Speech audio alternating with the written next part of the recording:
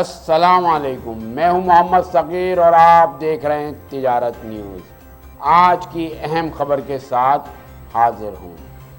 ایران سے اسمگلنگ کا سلسلہ کچھ عرصہ تھمنے کے بعد اب مزید تیز ہو گیا ہے۔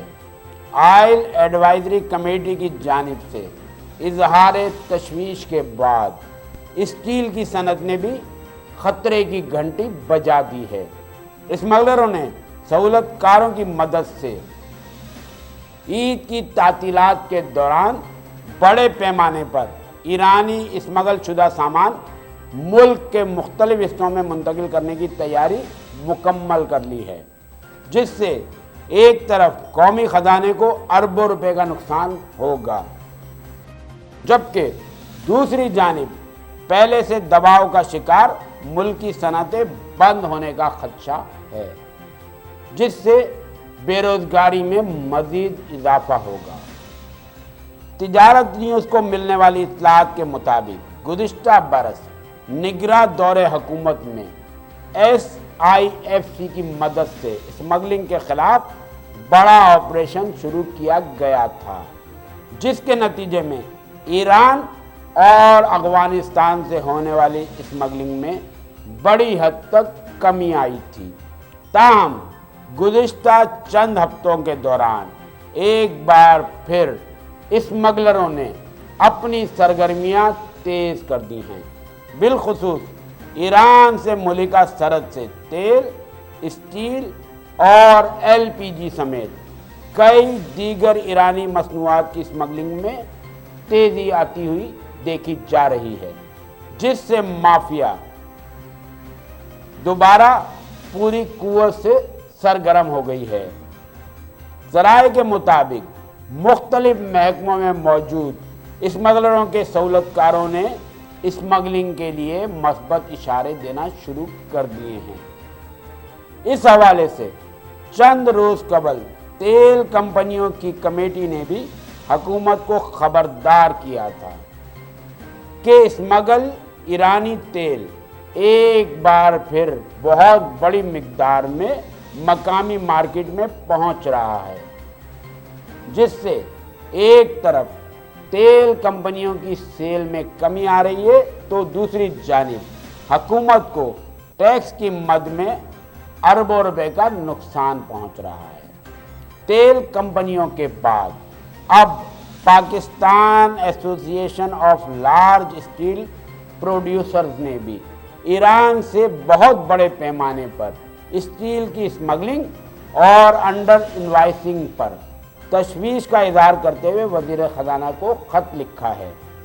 ایسوسی ایشن کے خط میں انکشاف کیا گیا ہے کہ پاک ایران سرحدی علاقے میں اسٹیل کا اسمگل مال ڈمپ کیا جا رہا ہے، جسے عید کی تعطیلات کے دوران دیگر شہروں میں پہنچانے کی تیاری مکمل کر لی گئی ہے۔ پنجگور کے سرحدی علاقوں میں 25,000 میٹرک ٹن ایرانی اسمگل اسٹیل ڈمپ کیا جا چکا ہے، جسے عید تعطیلات میں دیگر علاقوں میں منتقل کیے جانے کا منصوبہ ہے۔ منی لانڈرنگ اور ٹیکس چوری سے ملکی خزانے کو سالانہ 40 ارب روپے کا نقصان پہنچ رہا ہے۔ علاوہ ازیں اسمگلنگ اور انڈر انوائسنگ مقامی اسٹیل انڈسٹری کو تباہ کر رہی ہے، جو پہلے ہی روپے کی قدر میں کمی، بجلی کے بلند ترین نرخوں، شرائح سود اور ان پٹ لاگت میں نمایاں اضافے کی وجہ سے اپنی بقا کی جنگ لڑ رہی ہے۔ پاکستان ایسوسی ایشن آف لارج اسٹیل پروڈیوسرز کے مطابق مشکلات کے باعث بہت سی اسٹیل ملیں اپنے آپریشنز بند کر چکی ہیں، جبکہ بہت ساری بند ہونے کے دہانے پر ہیں۔ تنظیم نے متنبہ کیا ہے کہ معاشی بحران کی وجہ سے تعمیراتی سرگرمیاں جمود کا شکار ہیں۔ ایسے میں اسٹیل کی اسمگلنگ ایک نہایت خطرناک پیش رفت ہے، جو اسٹیل سیکٹر کے ساتھ ساتھ معیشت کے لیے بھی مزید تباہی کا باعث بننے جا رہی ہے، جبکہ इतने बड़े पैमाने पर स्मगलिंग इन महकमों और एजेंसियों के लिए एक सवालिया निशान है, जो सरहदों और चेक पोस्टों पर दरामदात की निगरानी के लिए तैनात हैं। PALSP ने मजीद कहा कि तकरीबन 5 लाख मेट्रिक टन स्टील बुनियादी तौर पर ईरान से अफगानिस्तान के रास्ते पाकिस्तान स्मगल किया जाता है, जो मुल्क में पैदा होने वाले कुल स्टील का तकरीबन 10% है। स्टील स्मगलिंग की लानत की वजह से कोयटा और बलूचिस्तान के दीगर इलाकों में मकामी स्टील इंडस्ट्री का सफाया हो चुका है।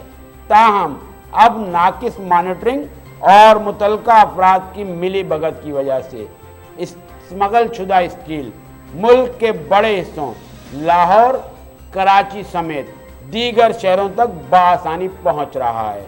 इस मसले को हल करने के लिए PALSP ने वजारत से अपील की है कि वो न सिर्फ समंदरी रास्तों के जरिए स्टील की दरामद को महदूद करे, बल्कि ईरानी स्टील की स्मगलिंग को रोकने के लिए हंगामी इकदाम किए जाएं।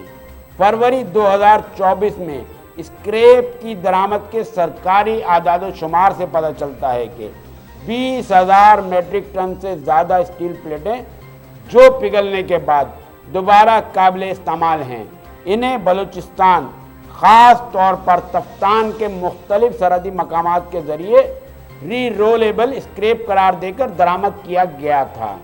अंडर इनवाइसिंग के पेश नज़र कभी इम्कान है कि असल मिकदार सरकारी तौर पर ऐलान करदा मिकदार से कहीं ज़्यादा हो सकती है। ये थी आज की अहम खबर, जिसे तिजारत न्यूज़ ने अपने नाज़रीन तक पहुंचाया।